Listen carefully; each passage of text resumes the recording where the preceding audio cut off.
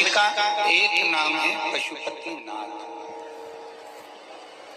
पशुपति व्रत करने वाले लोग, मेरे बहन, मेरे भाई लोग, बच्चे स्मरण में रहे कि जिस दिन आप पशुपति व्रत उठाएं, सुबह के समय पर जो थाली पूजन की लेकर जाए। पशुपति नाथ के 5 व्रत होते हैं, छठा नहीं होता। कितने होते हैं? 5। पहले व्रत में थाली लेकर जब सुबह के समय पूजन करने मंदिर जाएं, अभिषेक पूजन कर कर बाबा से विनती कर कर आए, वही थाली में सामान उतना लेकर जाना कि शाम की पूजन भी हो जाए।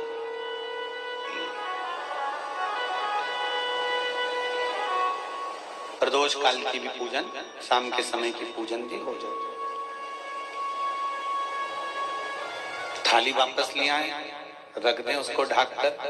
शाम को जब पूजन करने जाएं तो 6 दिए, मीठे का प्रसाद,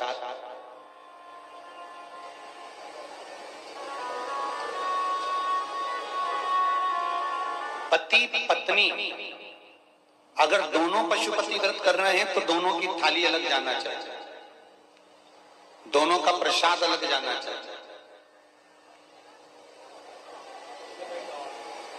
कढ़ाई में से प्रसाद के 2 हिस्से नहीं होना चाहिए। कई माताएं बड़ी चतुर होती है कि 2 थाली लगना है, पति भी पशुपति व्रत कर रहे हैं तो अपन हलवा बना लेते हैं सीरा, आधा इनके काम आ जाएगा, आधा हमारे काम आ जाएगा। मतलब पहले ही कढ़ैया में 2 हिस्से होगा तो वो प्रसाद स्वीकार नहीं होगा। विशेष ध्यान रखना।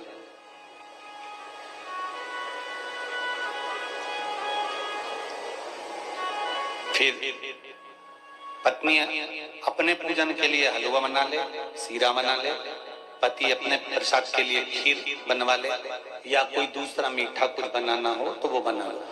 पर जो प्रसाद कढ़ैया में अगर सीरा बनाया है, हलवा बनाया है या खीर बनाई है, तो ये हिसाब से नहीं बनना चाहिए कि इनके भी काम आ जाएगी और अपने भी काम आ जाएगी। तो मतलब प्रसाद के 2 हिस्से आपने उसी समय पर कर दिए तो वो व्रत की स्वीकृति नहीं है। इसका विशेष ध्यान रखें।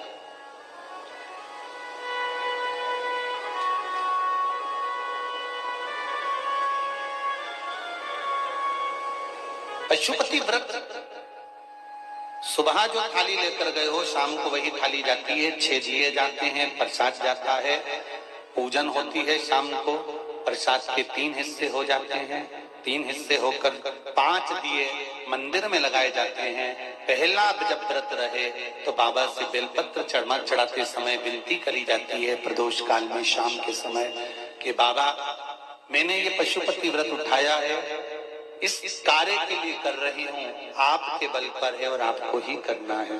बाबा से निवेदन कर कर, विनती कर कर, दिया साथ में लेकर, प्रसाद के 2 हिस्से मंदिर में छोड़कर 1 हिस्सा लेकर घर की ओर चलना है। घर में प्रवेश करते समय राइट हैंड में सीधे हाथ की ओर बैठकर दिया लगाना है।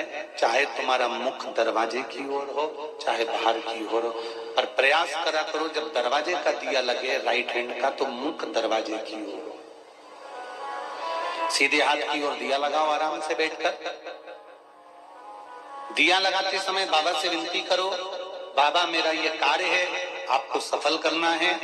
दिया लगाकर अंदर प्रवेश कर जाओ। भोजन करने से पहले जो प्रसाद 1 हिस्सा लेकर आए हो वो प्रसाद का हिस्सा पूरा खाओ, उसमें से किसी को देना नहीं है। केवल आप व्रत कर रही हैं तो उसका हिस्सा को ही भोजन के पहले उस मीठे का प्रसाद खाओ। इसके बाद में जो भी घर में भोजन बना हो उसको प्रेम से आनंद के साथ पाइए और बाबा का व्रत करो। 5वां व्रत अगर बीच में कोई रजस्वला धर्म आ जाए, कोई काम आ जाए तो उपास तो करना पड़ेगा। एक समय फलहार करो, एक समय भोजन करो, व्रत करो और पूजन भले मत करो, तो वो व्रत गिनती में नहीं आएगा। गिनती में वही व्रत आएगा जो आपने शिव मंदिर में जाकर पूजन करी है। पशुपति नाथ का व्रत वैसे तो मंदिर के अंदर ही करना चाहिए, मंदिर पर ही होना चाहिए, पर साउथ में, दक्षिण में अगर मंदिर के अंदर नहीं जाने देते तो बेलपत्री के वृक्ष के नीचे करें, बेलपत्री के वृक्ष के नीचे भी नहीं करने देते तो फिर घर में कर। पर एक बात का स्मरण रहे, घर में करने पर उतना फल नहीं मिलता जितना मंदिर में जाकर करने पर प्राप्त होता है। ध्यान रखना,